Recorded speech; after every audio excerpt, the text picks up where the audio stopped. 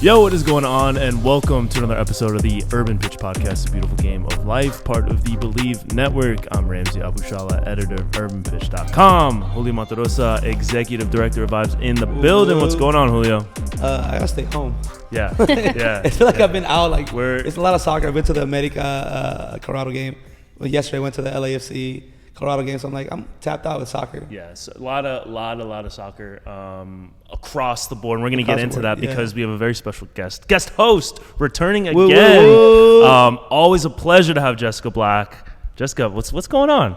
Everything is going on. Yeah. Everything is going on, like you already said. There's so much soccer to talk about, so I'm happy to be here to talk about it with you guys, and hopefully a little segment at the end about my new dog, Beckham. Yes. Maybe? Yes. Okay. Yes. I'm glad that you put it out there right now so we don't forget about it, and we can't forget about it because that would just be bad podcasting, and I'm glad that you threw that out there because that's starting to become like a recurring theme here. Julio just got his 2 pups. You know, I've had Kobe for a few years now. Great so name. So we'll get into that. But first, I wanted this to be like a EPL return podcast. You know, I brought the Arsenal kid out, but I feel like the NWSL news is just kind of upstaged that. There's been, huge news. Definitely. And like massive.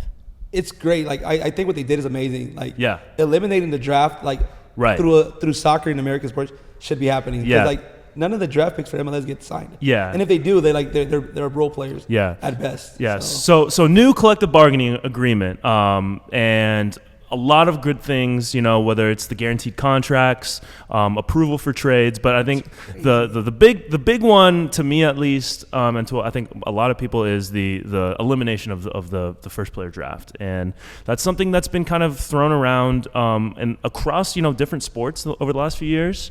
The draft is a very American thing, and across American sports, it's whether it's baseball, basketball, football, that's kind of the traditional way for rookies to enter the league.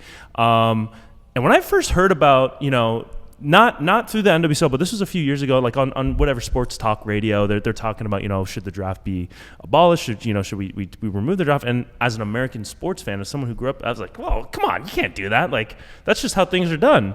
But the more that you think about it, the more you look at the draft and how it works, like, you're like, why is this even a thing in the first place? But I want to get your guys' thoughts. Julio, you say you like it. Jessica, what are your thoughts? I just don't get it when it comes to football, soccer, whatever you want to call it. Guys, don't kill me. Like, the police out there. But I just feel like it doesn't need to happen. You see how other leagues just sign players and they just buy them, and that's how they, transfer players. I think that makes the most sense for this sport in particular. And, the draft system is something that I feel like the players are not necessarily, they don't love it because they can't control their future, and I think that's the most important thing. So for me, it's like, let's try this and see how it goes. This is what the players want. This is, I think, also what the clubs want. I think everybody is kind of on the same page. So, I'm like, let's get rid of it and see how this goes. Yeah. No, but it's a great thing. Like, now, like, especially in the NWSL, the academy players can stay with the academy that raised them and basically molded them as players, not going to college for 1 year, 2 years, and getting sent out to Chicago, even though Angel City wasted all that money developing you as a player. So I think it's amazing. Now you're going to see more people can put that money on their academies and show, like, look at the players that we're bringing up. So I think it's great. Yeah. Today's episode is brought to you by Bet Online. Bet Online is the world's most trusted betting platform and your number one source for everything football. From the preseason NFL to college kicking off, Bet Online has every stat, every matchup, and even live odds and spreads while the games are being played. Think you know your stuff? Get in on our winner-take-all $300,000 NFL Survivor pool for the upcoming season. When the game's over, head on over to our online casino and get in on a game of blackjack or poker or unwind with one of our over 150 slots games. Head to the website today and use promo code BELIEVE, that's BLEAV, to get in on the action. Bet Online, the game starts here. And from a player standpoint, I mean, Mia Fischel, a few years ago, I don't remember, it was 22 or 21, she turned down getting drafted by, was it Orlando, in favor to go to Tigres in Liga MX, and now, she absolutely tore up that league, now obviously with Chelsea. So it's something where, the players are, and from a player standpoint, it makes way more sense. Yeah. Whether it's the academy that you grew up playing with, or it's the right fit for you. You take a look at Messiah Bright. Requesting a trade after a first season in Orlando. It's coincidentally, we're not this Orlando. Shouts to you guys up, but Please have to come to LA because she wanted a better situation for herself, and so instead of taking away a year of a player's career, or maybe forcing something upon them that they might not necessarily like, and be like, whether you like it or not, this is all. I really think that's cool, and maybe it could.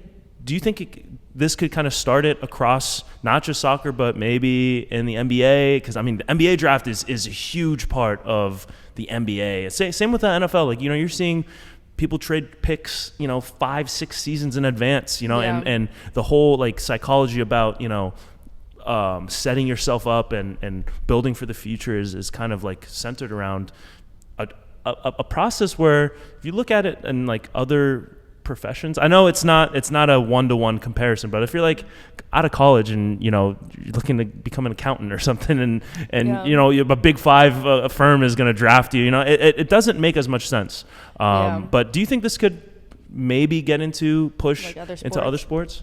Yeah, I don't know, because I feel like people are so used to doing things the way that they want to do it. I feel like with women's sports, because it's so new, there's that room to change things around without having to go through people being well, this is how we've always done it. People I think are a lot more open to change in women's sports. Where I think if there was some change in a different sport, it would come from another women's sport, the WNBA. Something like that, because they also have very similar conversations about, I'm just being traded to this place and this is not where I want to be, or somebody that went to college at a certain place and want to be in that same area, when they get drafted and they don't get that, and then so they have to uproot, and it's on, and they just keep going from place to place. So maybe I would like to see that maybe integrate into the WNBA. But I'm just getting my toe dipped into the WNBA pond kind of thing. Right. Maybe I'm speaking out of turn here, but I feel like it would be a woman, another women's sport that would take it up first. I think it can only honestly work for soccer, just because NWCA, whatever, basketball, football. Those are great leagues to mold you to play pro. If you're playing soccer for a D1, it doesn't make the same impact to going pro. It really doesn't. You gotta waste 4 months because you can't train with your team. It works for the NBA. It works for the NFL, WNBA, but it wouldn't work. It doesn't work for soccer. Interesting. At all. Yeah. And I think that each sport is individual, and it's important that you don't kind of make this overarching intersport comparisons, because whether it's the way things operate, because traditionally the draft in soccer does not they don't do that in England or Europe or wherever. LAFC's number one pick when they first started. Where's he at? Yeah, and you've seen, and especially in MLS, the super draft has kind of become more and more irrelevant. There's very few drafted players that are making, number one, immediate impacts, and number two, lasting impacts with their teams. We've had a couple, DeJuan Jones, Frankie Amaya was I think a number one pick at one point, but it's not the immediate impact type player. The best players are not coming through the draft. So now you mentioned maybe the WNBA doing, but now I think MLS is going to just say, this needed to be done, and I think especially now being the time that NWSL said, we're doing it, MLS is going to follow. Another part of it that I think and I know some people don't care, but from somebody that enjoys the Women's Super League and the NWSL, love both leagues, there's a lot of conversations around, is the NWSL the best league? Is it comparable to the WSL? Is it the same? And I personally believe that both leagues, they're different, but they both have loads of quality. Yeah. But I feel like if you get rid of the drafting system and you kind of go with the same model that they have overseas, where you just sign the players that you want to sign, I feel like people watch that are from like overseas will start watching the NWSL and like watching it from a different standpoint of like, okay, this is similar to what I know. I feel like just those little Americanisms make people not want to tune in. And you need those eyes in order to grow the league. Because I know it's like, well, you just want to get other Americans to watch it. No, you have to get people that love the sport to buy into the league, if that makes sense. Yeah, and there was a lot of beef between the WSL, loads of beef, and the NWSL. I mean, especially at the Olympics, the Brazil and U.S. final. That's a very NWSL heavy one. Whereas opposed to the World Cup between England and Spain, that was very WSL. Even the friendly European. Just the other day between like Chelsea and Gotham. And Gotham. Yeah. The conversations online were so heated for a friendly. I was like, these people are not playing, and I'm sad. Yeah. And I want to see these conversations. Yeah, let's get into it. Let's really get into it. That's the stuff that's like, I mean, not directly like healthy and good all the time, but it's good for like the overall, people paying attention to it, and it's another storyline that you can throw in there, and that gets people invested into this because, I mean, until the Women's Club World Cup becomes like an established thing, we won't really get to see the Europe versus US like supremacy bowl or whatever you want to call it.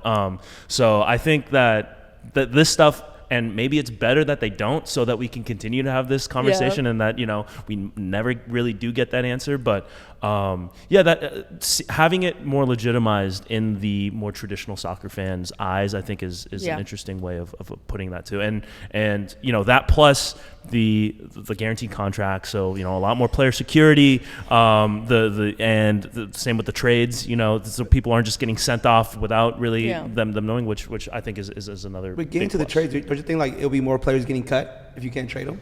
I saw that online. Like that was one of the concerns, saying like if you can't trade them, what are you gonna do with the players that you don't want anymore? Well, at that point, the team can say, okay, listen, if you don't approve this trade, then we don't have another option. We want to move in this direction, and it is what it is. Like, you're not part of our future plans. You can either get traded, or we can release you, and you can try. And now that free agency is a bigger deal, that's then what they can you'd become a free test the market in free agents. Cancel your contract, become a free agent, and you can get picked up. But guaranteed contracts means if you don't play me, you still pay me. Right. Yeah. So what you gonna do?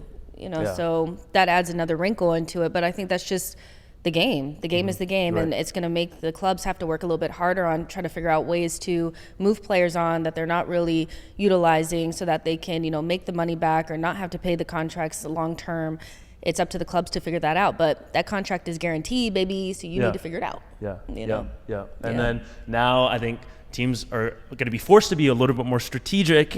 And you're not going to just be seeing like these head scratching signings and like, what are we doing? Like, now we got to be serious. We got to be serious about if we want to have competitive and coherent rosters. Like, now this stuff is going to put the onus on the front office, which I think maybe we can even get into that, but is something that I think as NWSL fans, like, we want that, because some of the decisions that have been made are just kind of a little bit questionable at times. I think it's starting to get better, and you're seeing like a lot more teams with clear visions and executing those visions, but now hopefully we'll see more of that with these new rules in place. So exactly. Let's stick with NWSL. I know I want to get into the Premier League stuff. I want to get into the European, and we're going to talk kits. We're going to talk all the stuff that's going on in the game right now. But while we're here, still talking NWSL is coming back after, what was it, like a month and a half, 2 month long hiatus? It feels like, it feels like 6 a long months, time,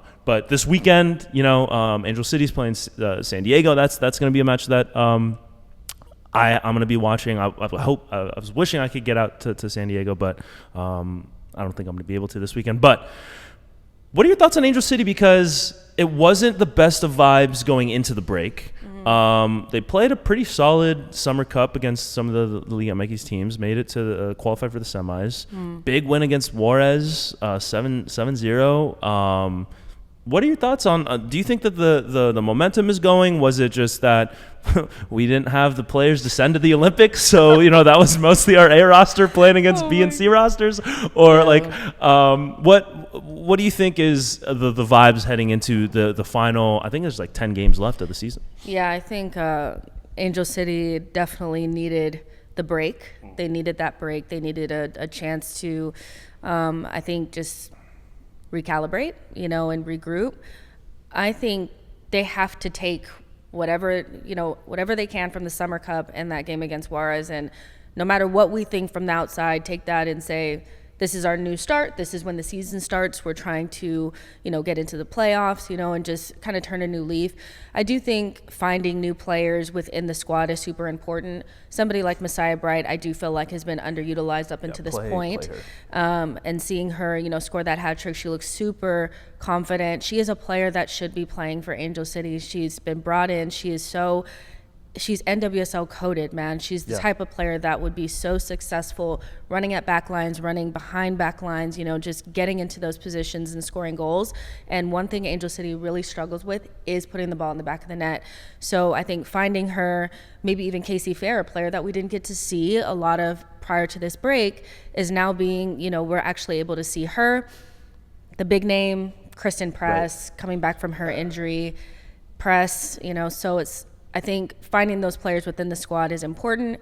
And then the new player coming in, Katie Zellum, from Manchester United. So take whatever they can, all the positives, and then just try to turn a new leaf. I'm hoping that we see a more direct style, because I feel like that suits the players. But beyond that, they just have to focus on getting to the playoffs. One game at a time, starting with San Diego, a team that's also in, up and down, so it's a good opportunity to, get the 3 points. Yeah, and I mean, I think definitely the attack is something that, and I think even the last time we had you was it right before the season started, and we were talking about the identity and or the lack thereof, and how can we, or what is Becky Tweed going to bring into the full season? I still think that there's been some struggles, and they're trying to play the ball out of the back, maybe frustratingly too much. The directness, I think, is something that we have the players for. We have really, Alyssa Thompson's, who's faster than Alyssa Thompson? Claire Emsley is very dynamic in the attack, and then you have Messiah Bright, who's who's shown she's capable of putting the ball in the back of the net. And then Kristen Press in her limited minutes, I think, showed that she still has that joy of the game. She's doing back heel touches, and it's like, wow, I missed that. So that directness, I think, is something that, and I think it works. And there was a game against, I think it was Racing Louisville, where instead of Didi just passing it to Sarah Gordon and Sarah Gordon passing it back to Didi 4, 5, 6 in a row times, Didi was sending the ball, towards midfield, and then 2 or 3 times it led up to, if not goal scoring chances, then goals, and we ended up, I think, winning that game 3-2 or something like that. Yeah, I think it was the game that we were way out in front, and then they kind of came back and it got nerve wracking. Yeah, I remember that, and I just feel like even the best teams in the league right now don't really focus so much on passing out from the back. I just don't think it's anybody, in this league, it's not the strong suit, and it's just so easy to give that ball away, not be perfect with it, and then you're giving up easy chances. Kick it long into the channel, and let's let it cook. Get to that old school. Get that old school. Yeah, exactly. Yeah. So I get where Becky Tweed is coming from, but these players are so good just on the attack, transition play. That's what the league is known for. Yep. Lean into that. Especially if you have young, dynamic players, just kick that long ball. Let the young bucks run. Yeah. Make it happen. A mistake or two is gonna happen, especially because of a few games that I've gone to this season. It's just sometimes, all right, you guys are outside the 18, shoot. Don't pass it 7 more times. Right. Yeah. I think a lot of it is that they're shocked that when they're in the final third, it's just whoa, what are we doing? Why 5 more passes? Just somebody shoot. Yeah. Toe poke that. Do something. Yeah, exactly. Yeah. And the beauty with the league is, they have not been playing, I think, an ideal season, but I mean, I think they're 3 points out of the playoffs right now. So the parity is there. You're a hot streak away from making a run into the playoffs. The playoffs are by far not even, we're not needing a miracle to get into the playoffs. So I think that That's why I also enjoy the league a lot, is that nobody's out of it.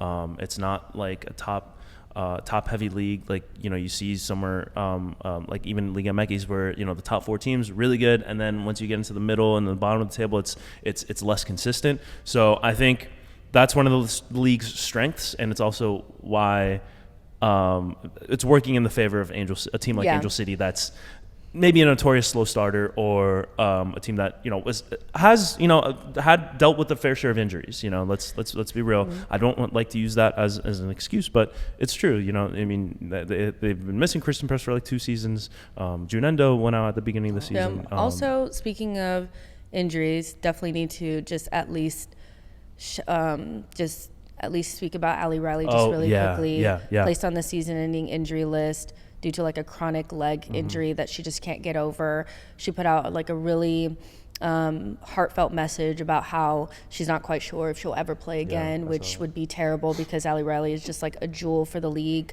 and has been such a consistent player throughout the years. So shout out to, Ali Riley. Thoughts are with you, and hoping to see you back on the pitch. But like, I'm going to be following you on Instagram and seeing what all your shenanigans are about. The BFFR show is going to go off. That's what Sanila was saying. Exactly. So, just had to mention that because that's a huge blow, for Angel City, especially when you're just getting over a massive injury with Kristen Press to have, another one of your veterans, your captains out. That's not the best. Yeah. And then, I mean, she wasn't playing as many minutes this season. And then when she went to the Olympics, she pulled out early. And I think she was trying to make it to the Olympics, and I think that's why we were seeing less of her during the NWSL season, and just gutted that she wasn't able to get to, what was it, her sixth Olympics or something like that, something crazy. Ali Riley, that longevity, her longevity is wild. For sure. And if we're not going to be able to see her on the field, at least I'm thankful that we do get the BFFR show, because that stuff has been great. What do you think Katie Zellum is going to bring to the team? Listen, Katie Zellum is a really good, solid central midfielder, plays deeper in the 3, and I think Angel City, if there was anything that I would be like, if we needed just one thing, I would say is somebody that can control midfield. I think that's just something that has never really been there. Tried a couple players there, but it's just not what's needed.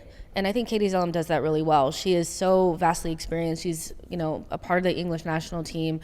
She played for Manchester United, a really good side in the Women's Super League. And so I think having her at the base of your midfield next to Rocky, and then whatever youngster, or if you want to drop Kristen into the 10, or, just play Claire Emsley there, whoever you want to put there, I think that gives you a solid base in your midfield, and somebody that can just be the metronome in there, just receive the ball, keep it simple, no one to speed up play, no one to slow it down. It's just something that if Becky Tweed wants to play this possession style, then you have to get players in your team that can execute it. Right. And that's one player that definitely needs to be in there. You have Sarah Gordon who can, pick those passes. You need to have somebody at the base of your midfield that could do it as well. And so that's what I think she'll bring. I'm excited about the signing. I was so shocked when I saw the notification come through. I was like, Katie Zellum, where did this come from? So I'm excited to see how she plays with the team. And you talked about it last season. They need somebody that can control that middle. They try players, and nobody looked consistent. Nobody looked comfortable in that position. So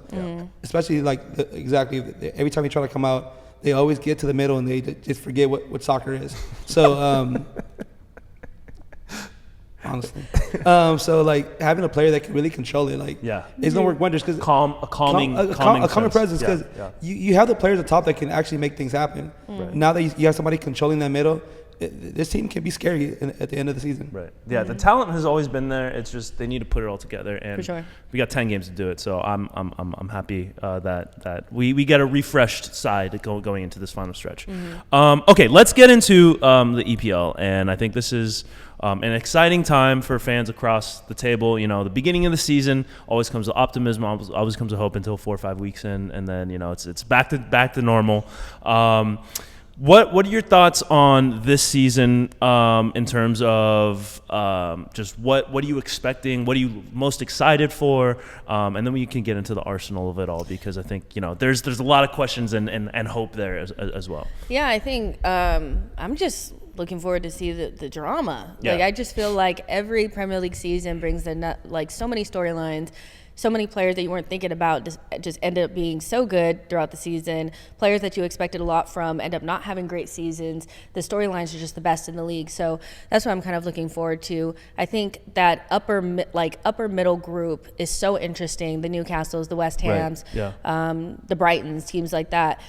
They have done such good recruitment in their summer window, and so I'm excited to see whether that's going to take them right up to the top, if they're going to try to do like a Villa and, you know, snatch a spot in the top 4. Are they going to kind of just stay like where they've been, or, you know, are they going to be able to take points off of our rivals, because that's what we need y'all to do, because you weren't doing it last season. So that's kind of where I'm at. I just want to see how the chips lie, and what of those upper middle teams are going to make their step into those European spots. Yeah, and I think now with some of these, you know, Chelsea is Chelseaing. They're the kind of spiraling out. United's not in the greatest of spots. Like these traditional, like, you know, big 6 teams. Some of them, I mean, you know, you have the guys at the top that are you know, do look great, but it's not like, oh, you know, it's that 6 and then everybody else. There's I think a little bit more parity with some of those middle teams, and they're out there spending money. They're out there making, you know, really good signings, and some of these, you know, like there's a lot of hype around West Ham, and I think there's that's one of the teams that I've seen, you know, people like really like making these kind of bold predictions about. So that you wouldn't really have seen in years past, but I think the more storylines, the more drama, the more like. The closer things are, I think it's usually the more entertaining. You're gonna get entertainment regardless. That's just the way they set it up pretty well. They do a pretty good job of, you know, they have a repetitive thing going. They know what they're doing over there. But yeah, I think I'm looking forward to just seeing how all these storylines kind of develop. As my other, like, I always also want to always do like a prediction on like which manager I think is going to get sacked first, because that's always super interesting. Always have my money on the Chelsea manager because they usually don't make it past 6 months. It's wild, yeah. Man, you should have fired their manager 3 years ago. Yeah, well, he won. You win an FA Cup. It's hard. It's hard to fire. Yeah. So that's always like a really fun one to kind of like put your bet on. I'm not quite sure who I think it's going to be, but I'm keeping my eye on Maresca. I really am, because I'm just like, they're already dissatisfied after one game against Man City.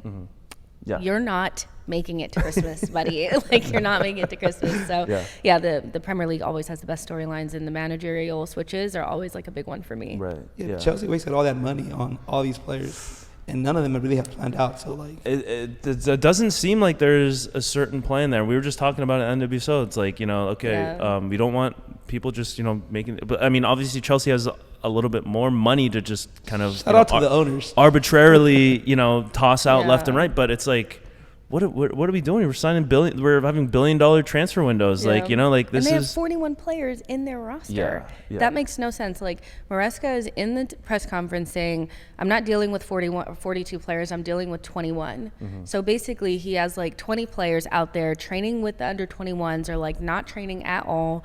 You know, a lot of people were upset about, you know, what he said about Raheem Sterling, that he's a good player, but, you know, he's not going to make this team. Honestly, Raheem Sterling gets nowhere near the love that he should get, because he's right up there with the best of the best when it comes out like goals and assists. And he played for many different clubs.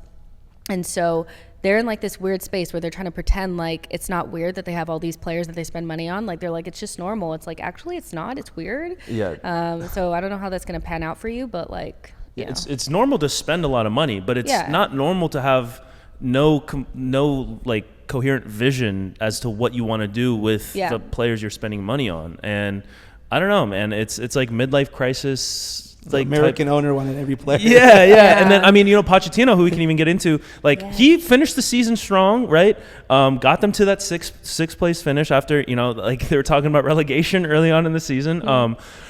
And he saw the writing on the wall. He's like, yo, man, like I don't want to be here. Like, and so I think there's a big lack of communication between that front office and the technical office, and what they want to do from like a player standpoint to like a you know, who they actually want, like what vision they want to build towards. Even that, even with the Enzo having the whole backlash he had after that dumb mistake he did.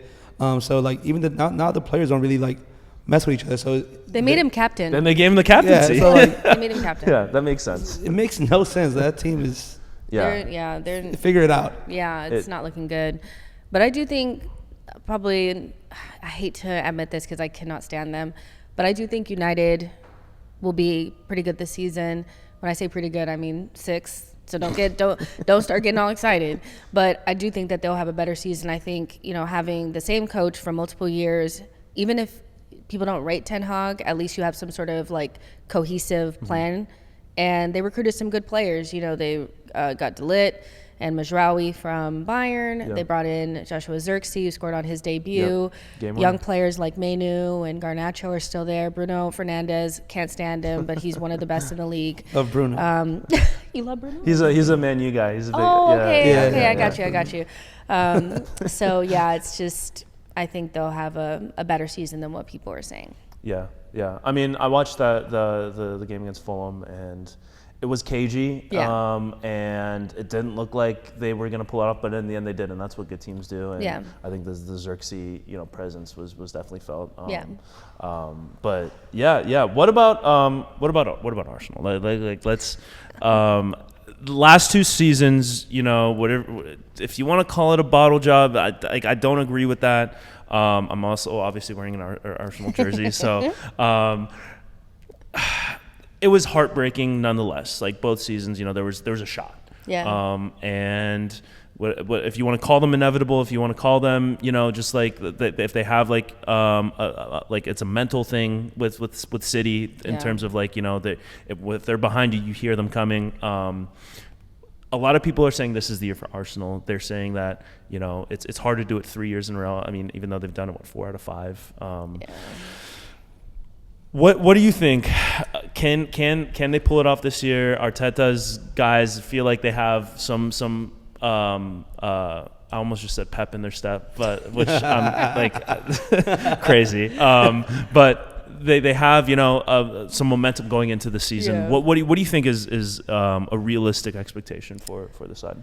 I mean, realistic expectation, I feel like, is title race and a trophy. Mm-hmm. I feel like, I think Jamie Carragher said it the other day that this team is too good not to win a trophy. And I agree with that. I think we've actually had a team good enough to win a trophy the last 2 years, but they've went trophyless since, Arteta won the FA Cup. Yeah. So it's been a while, and I feel when you're going up against a team like Manchester City where they seem inevitable and they have the experience and the quality and the manager, you can't put all your eggs in just the Premier League basket. Right. The Premier League is such a difficult competition to win, and they seem to have like a vice grip on it. I would love for Arsenal to spread their wings just a little bit, or just, spread it out just a little bit and focus on domestic cups as well. Try to get a deep run in the Champions League, because if it ends up being the case that Manchester City win again, which is very likely, statistically, it is very likely that they will win it again. They're still the best team. I think they're still the most talented, and they still have the best manager. So focus on a domestic cup. If at the end of the season, if you finish second and you have an FA Cup, that's so much better than coming up empty-handed. Right. And I just feel as though, I don't know if we've done enough in the market to close that gap with City. We have pretty much the same-ish team. I know we signed Calafiori. Mikel Merino was, it's done as like a done deal now. Those 2 players kind of make us stronger bench-wise, but they don't necessarily give us the X factor.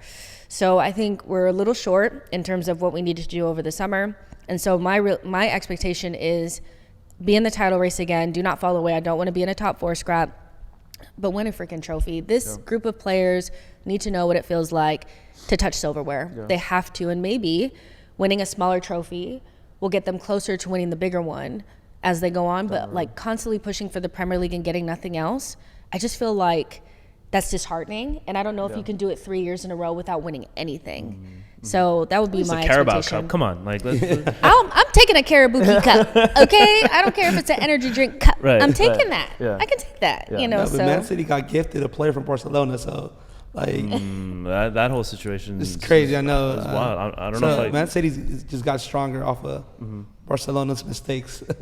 Barcelona, I can't. Brokey. They never have any money. Give me broke.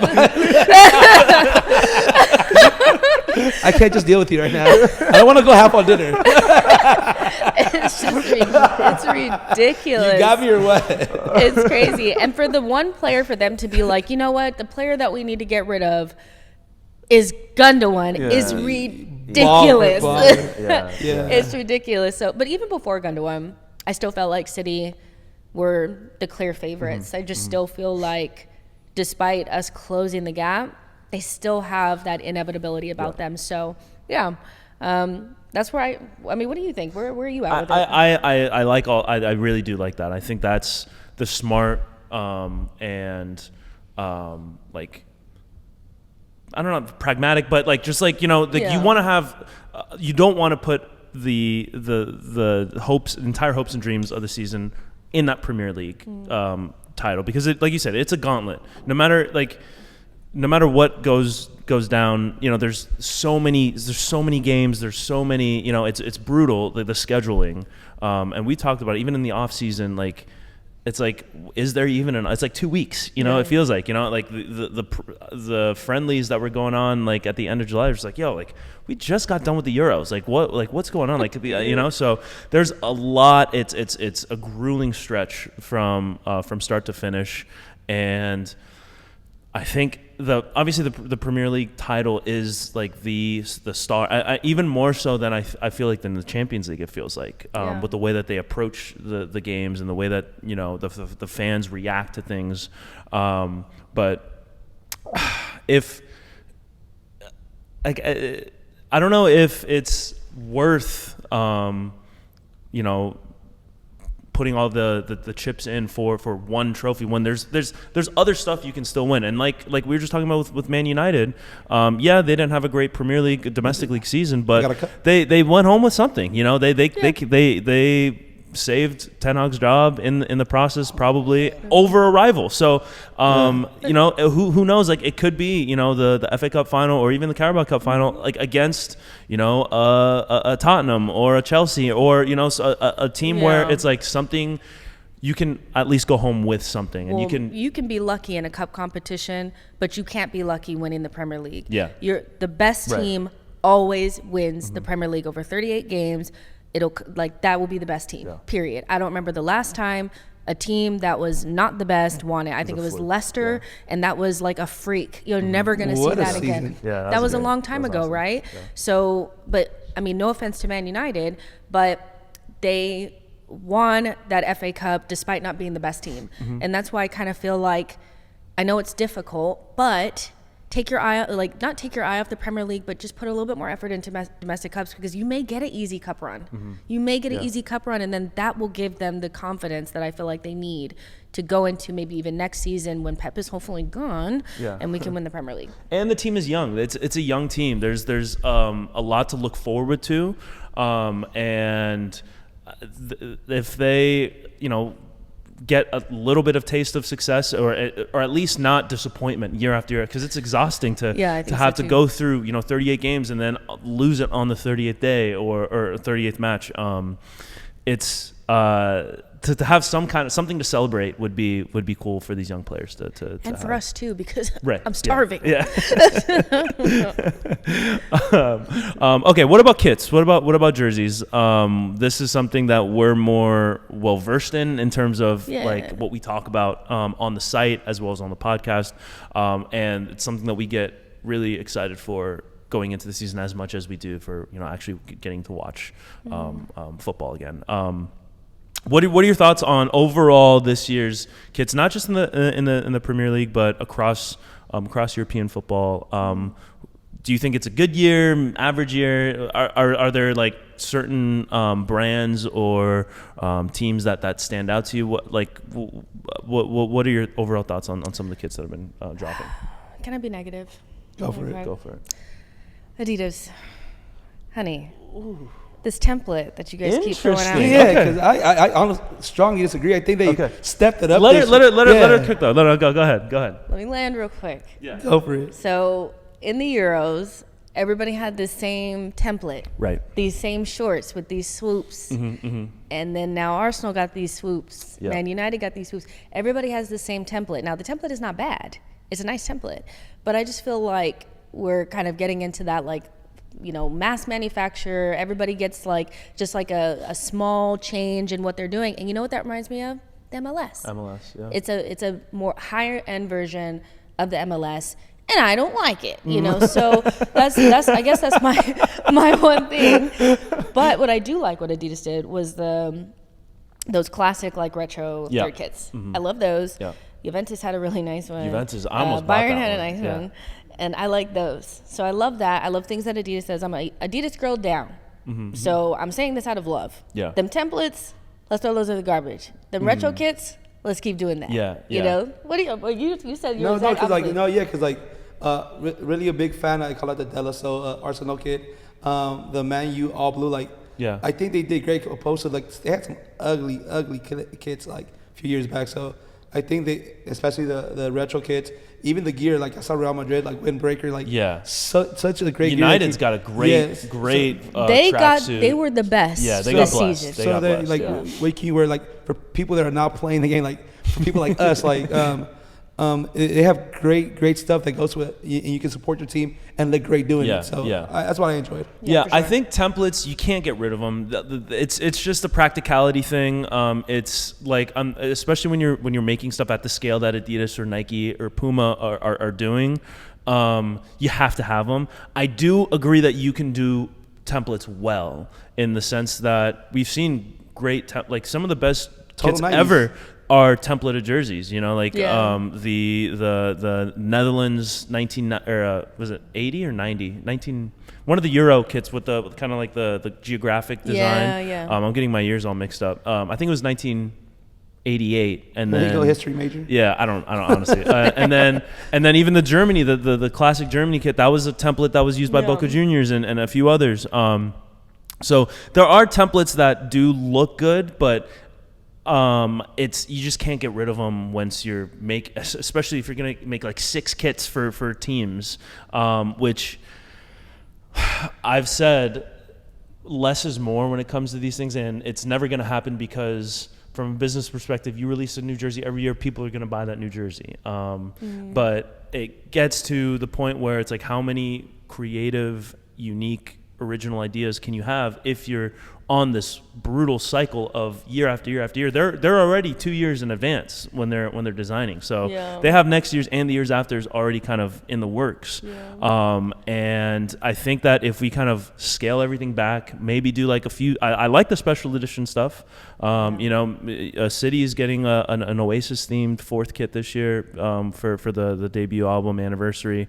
But when you see all these new releases year after year after year, it's number one, the good jerseys get forgotten because it's what year again? What year was that really cool jersey? I don't remember because there's been 4 more that have come out since then. Yeah. And then it kind of waters down everything where, you can't, it's physically not possible to have consistent releases year after year after year. So I would like to see maybe a 2-year cycle like MLS does that, where it's the home jersey. You get a new jersey every year, but it's the home jersey goes to the next year if it's new this year. So it's kind of a every other year type deal. And I think Adidas over the last let's say 4 years, maybe 5 years, has become the top dog when it comes to I agree. everybody switching over to Adidas, and I love that. Because I've been a big Adidas stan for so long. That being said, then like you said, they have to start doing things at mass scale, and then so they have to cut not cut corners, but figure out ways to do things at a high level fast. Mm-hmm. I'm wondering who's going to be the next Adidas. Who's going to be that next where a couple of clubs work with them and they start getting these really cool bespoke kits that nobody else has, and who's going to be the next one? Because Kappa's coming back, New Balance is dipping their toe in, Umbro. Yeah, they have so sick jerseys. I've talked about it before in the pod. I don't think any of their jerseys have not hit. Probably because I'm Salvadorian, and then they have that El Salvador national team. Yeah. But they got Guatemala's. Guatemala's looks amazing as well. They have a few EPL teams. They did Bournemouth's this year with Michael B. Jordan, and those go crazy. Yeah. They're a sleeper. They have a lot of great stuff, but they're not a giant like an Adidas or a Nike. But I think they have not messed with any of the jerseys they've done. Yeah. Yeah. And then Kappa as well. Kappa, I feel like Always. all the stuff that they're doing with the Italian teams, and they do these like kind of lavish photo shoots and releases with them. It's almost like you pay less attention to the jersey and you're just like, damn, they're on a boat, they're eating croissants, like Yeah, it's like slick. sunset, like I want to be there, you know. Exactly. But at the same time, when you remove all that, a lot of the stuff that they do is really good. It's just unfortunate that, you know, I have to order like a 4XL in them because all their stuff is like super, super tight. Yeah. So maybe get some like civilian Bring fits. Kappa Not the- tracksuits back. yeah, or like, you know, a lot of the tracksuits that they do are really Windbreakers, cool. Those are my favorite. Yeah. Yeah, 90 yeah, Kappa yeah. windbreakers. So yeah, I mean that is interesting because I think we haven't talked about Nike yet, and I don't think Nike has done.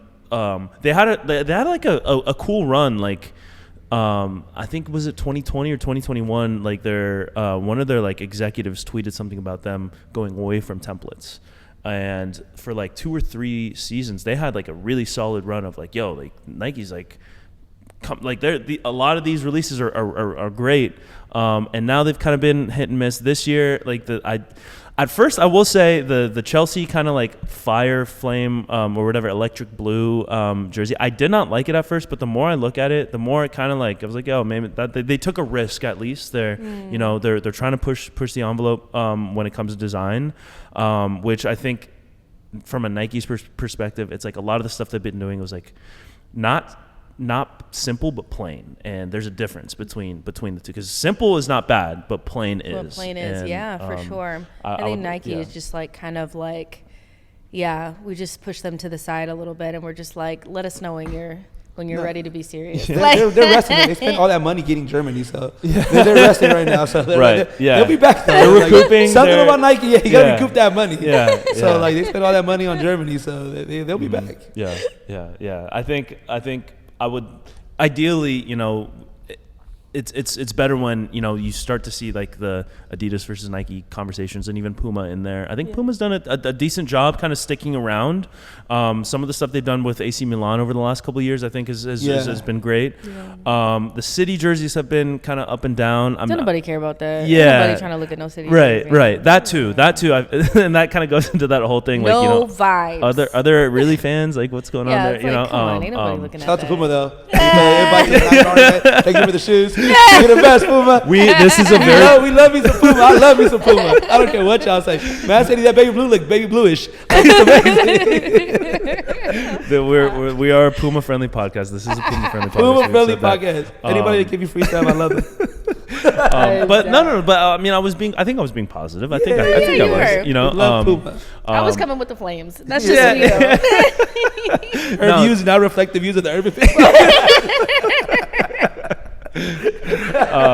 No, but yeah, I think there was a kind of a resurgence in, like, you know, people are starting to get back, or not back into, but there's an emphasis in kit design, and it's like there's a lot more collectors that are becoming, and it's almost kind of similar to like sneakers, and where people, like, there was a boom in like sneaker culture around like 2016 or 2017, and we've seen it kind of slow down since then, because, you know, there's just like so many releases and so many collabs, and like it's hard to keep up with, and, you know, people are like, it's hard times out here, you know, it's like $8 for a dozen of eggs, you know. So I think we're maybe starting to get into that range when it comes to jerseys. I love them. I have slowed down on my like purchasing of them, because for multiple reasons. Some of it financial, some of it like, you know, it's like, oh, you know, if I wear this or if I buy this, I wear it 3 times and it's outdated already, you know, like that stuff too. So I really do think that there are, you know, if we see kind of an emphasis on quality over, you know, quantity, but I mean, from a business perspective, you know, if you're going to be selling, you know, hundreds of thousands, maybe even millions of jerseys per season, like, why not just keep, like, why turn the faucet off when it's definitely they're gonna, like, now we're doing 4th kits now, y'all, like we're drowning here, you know, and like, I'm not complaining, but I mean, I went to one of our preseason games, one of the Arsenal preseason games, and I just was looking around, and I was like, I mean, I'm seeing kits because, you know, everybody's wearing their different kits. And I'm just like, these were all within like the last 5 years. There's so many. But we are buying them down. Yeah. Okay, so nothing is going to stop. Right. Yeah. And I mean, they're spending a lot of money on, you know, buying these kit partnerships and paying for these, you know, like I think Man United's was it like $1 billion? Was it like 250 mil or something like that? Something insane. Insane. Yeah. So they have to recoup that money too. For sure. I mean, you know, I get it, but in a perfect idealistic world, you know, we would be getting more quantity or more quality and less. And more stories too. Like Yeah. I like the LeBron like collaboration that Arsenal did. That's very community focused. It's very like art focused and design. I like that. I like that because then when you look back on stuff, you're like, oh yeah, this was special. So storytelling is great. When you win things in kits, it's great. Yeah, Arsenal, right. when you win things in Hint, kits, hint. it's great. So you don't have to put the gold stuff, the gold stripes without. Yeah. And I have the gold stripes actually mean something. Yeah, exactly. But and the storytelling, but not manufactured storytelling, because you see that a lot. It's like, oh, this jagged edge represents this street corner on this, and it's like, really, does it actually, or are you just kind of trying to like shove a square peg in like that LAFC jersey, like it represents all the things of LA. I'm like, no, it doesn't. It's just lines to me. Like I don't see it. Yeah. Okay, is there a certain jersey that sticks out to you as your favorite? Like from like this season? From this season, and then Arsenal, or just like in general? In you can pick your favorite Arsenal and then pick your favorite in like overall across, and it doesn't have to be EPL or even like a top division team if you've seen like. I would say my favorite Arsenal one from this season is probably the home kit. I actually really like it. It, you know, has the blue on it. It's very classic. It is what it is. Like, I do like it. The third kit is actually really nice. Like, I know people are like, it reminds them of Monsters, Inc., whatever. But I mean, that's a classic. Yeah, that's like, a great movie. I really like it. I think Arsenal will always kind of struggle to get back to the black, pink, and those kits, because those were just like iconic. But yeah, I like the kits from this season. Like, I have nothing to really, say about them. And then just overall, I mean, I really like Bournemouth. So like we had kind of already spoke about that. Really, really good. Those are so nice. And then Orange County, I don't know if you guys know, but like I do social media for them. And they actually came out with their third kit, and it was like white, or like a white and gray with like orange, like of like, I think it was like Orange County on it. That was sick. Like that was so cool. Is that the county line something? Yeah, well they had the county lines one that was like the black and yellow, like the regular one. That was the black one, yeah. Yeah, okay. And then now they have like the white and orange one. It's so nice. Like I was like, you know what? USL, like sometimes I feel like it maybe gets overlooked or whatever, but there's some cool kits in there. There really are. Yeah, and then especially because they have the different brands across. It's not just like a homogenous, kit sponsor that when we talk about NWSL's kits. I feel like this year it really felt like, oh yeah, this is a Nike league now, but USL, you see, Charlie is getting into the USL a lot, and the clubs have like free reign to design their own jerseys too. Look at Las Vegas Lights jersey. They had Las Vegas Lights, Ford Madison, smiley face in it. Las Vegas Lights now is a serious club. I like when they have the little kiddie pools on the sideline. Yeah, they're too serious for me. They got to grow up at some point. Yeah, they got to grow up. Yeah, even like when the Oakland Roots when they came to town, like obviously like I'm like looking at all their stuff because I feel like they are kind of like the poster of like expression and community within like the USL, and like trying to weave those things into the design of like whatever you're doing. Their kids were so nice, like all their stuff was so nice, and I was just like, their branding is so good. Orange County's branding is so good, and that kit that they had, the new one, the white and the orange, like it was so nice. So that has to be like one of my favorite ones. That's the OC. How about you, Julio? What's I like the Man United second and third jersey.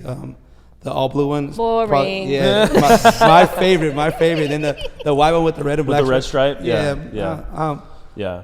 Take my money. Yeah. Give me my money. I really do like the Arsenal third jersey, but to me it was overshadowed by some of the other The other retro. in that retro collect, like especially Juventus's, especially Man United's, like the I almost bought the Juventus one. Like the that Juventus is one. so I was like, maybe I'm a Juventus fan. Yeah. Maybe. And then I don't know if you saw, but Jamaica today got Adidas. I've not seen it, but They're Jamaica, so nice. they don't miss. Yeah, No, it's those are so good. it's crazy. Is Jamaica Puma? They're Adidas. Adidas. Yeah. So So nice. it was like almost similar to the Man United, where it's like the tracksuit. Yeah. They did like a classic polo collar. Like I don't even know if it's an official jersey or if it's just like a retro collection. I think it's just like a retro collection. Yeah. But all of it is just like wow, like that's It's so nice. Yeah. Like if I would look a little bit weird wearing a full Jamaica tracksuit. You know, I feel like I wouldn't. You know that. But I would still do it because that looks it's Adidas? Yeah, shout out to Adidas because that retro kid. I went to a football society event. And I came up on a DC United '96 jersey, so for free. That shout out Adidas. But like it was amazing. Like they had a lot of old school jerseys, especially from the MLS. Anybody got a Tampa Bay Immunity jersey? Like holla at me. I've been looking for one of those for a while. So it's great to see like retro kids that bring the nostalgia back.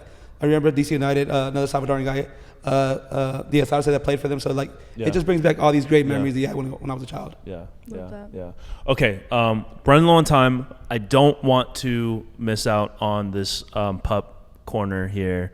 So Jessica, you mentioned it. You brought it up first. So let's talk about it. Let's talk about Beckham. Yeah, let's hear it. First of all, why Beckham? Like. Since you're an Arsenal fan, he a United legend. I knew I was gonna catch the straight. And Galaxy too, and a Galaxy guy too. Yeah. I mean, let's forget about those years. Just think about it from that perspective, though. Galaxy legend, United legend, and I named my dog after him. Yeah, that's how much I love that man. Wow. Down. Okay. I love David Beckham. Transcends the teams. That's my guy. I like, and every time when I was younger. And I love Spice Girls. I was always posh. I was like, that's my girl. And so when they got together, I was like, this is it. Like, I love them. The documentary, I was like, this is my king and queen. Okay, this is mom and dad. And so I always knew I was going to name whatever dog I had was going to be named Beckham. I didn't care what he looked like. You're Beckham, and nickname Bex. And so I was actually going to wait until like January. And then just one day I was like, what am I waiting on? Like, it's like, let's just go ahead and get the dog, So I called my best friend. She has 2 dogs. And I was like, you're going to come with me to the shelter. I seen this dog online. He looks kind of cute. I went to the shelter. I saw him and I was like, that's him. Met him. And I was like, okay, we're taking you home today. They were actually like, it's called bestfriends.org. They're in LA, super cool place. Blue Buffalo actually sponsored their adoptions for that month. I got him for free. So I was like, this is insane. Nice. I got you for free. He's a Chihuahua. And I know people would never see me with a Chihuahua. Yeah. And I was like, well, what is his personality going to be like? Because, Chihuahuas can be a little yippy. Feisty, He's nothing like that. Wow. Because I think he's mixed with a Jack Russell Terrier, too. He is so calm. He never barks at, like, cars, airplanes. And I live right next to LAX, so, like, that's important because you're going to be hearing planes all day. Yeah. He's just the calmest, coolest, bestest. And I think he's like 9 months now. And so we're just getting along. We're a little family and stuff. Love that. So that's my Beckham story. Yeah, congrats, and welcome to the pup owning family. Yes. All of us, I love him. All of us now, and Bridge has a family dog, but she needs to get a personal one too. We have Chicharron and then Jody. Pork rinds. Like my nephew was like, what do you want to name the dog? He was like Chicharron. So we were like, all right, Chicharron. That's a good name, honestly. Yeah, so our little Frenchie named Chicharron. Jody is because he's a Crenshaw baby, so if y'all seen Baby Boy, I know. So when I get mad at him, I hate you, Jody. So like, Jody. So literally, like I just moved back into my family's house, took over it. So the movie was filmed 1 block from where I live. So I take him by the house. I walk him by the house. I'm like, this is how you got your name. Just know that. Know your history. You gotta hit him. You gotta hit him with I got my dick. You want me to come back to my old stuff? Like, shout out to Melvin. The puppy stage is not easy though. No, I have not really slept.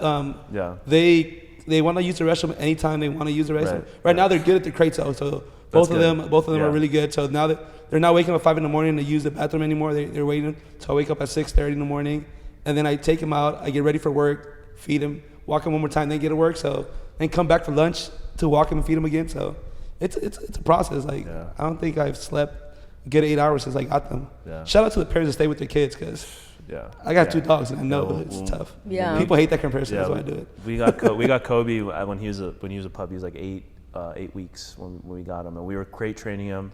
So it was like every 2 hours he would start whining. We have to take him out in the middle of the night, and then like the last 2 hours at like 4 to 6, like I would like put him down to go back in his crate, and he'd just like sit and look at me, and I'm like, all right, man, you can come on to bed. Yeah. So they know they're getting away with murder. Jadon is great. Jody, if you like leave the door open, he knows how to jump now, so he's jumping on your bed. Yeah. So and he loves to sleep in the bed. But I'm like, dude, go to your room. Once you get him on the bed, you can't get him back. Yeah.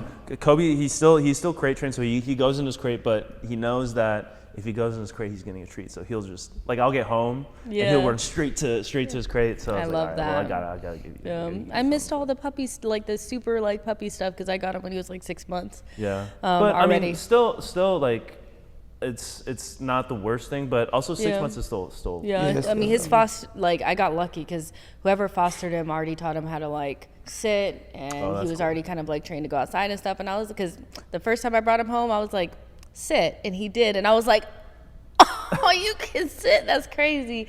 And he knew how to pee on the pee pad and all that kind of stuff. So yeah, he's good. I'm still waiting on him to maybe jump on the couch once or twice. I don't know if he can't do it. I don't know, but I'm like, they get pretty athletic. I'm like, I need you to start doing this on your own. I can't be putting you up there and taking you down. You need to be self-sufficient. You're grown. Prince, he's getting that Prince treatment. He's pretty spoiled, but this is my baby. That's all I know. Like I used to make fun of Ramsey because we went camping one year, and we were outside in the heat, and then his dog went into the car with the AC on. I'm like, why the hell are we suffering? The dog living the life.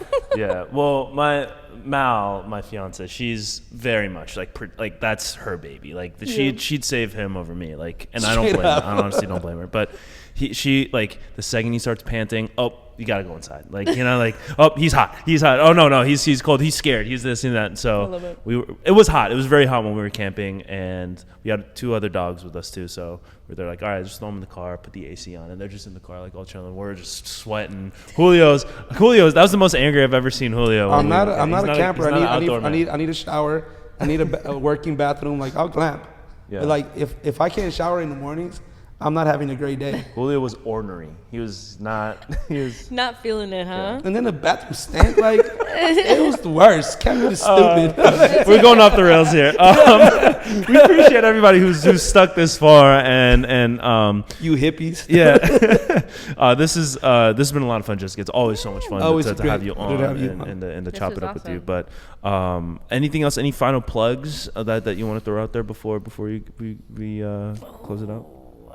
I don't know. I mean, no, not really. I'm trying to think of all the things that I'm doing, and I'm just drawing a blank. You can catch me on like NWSL's Instagram, La Liga Instagram. I do digital hosting for them.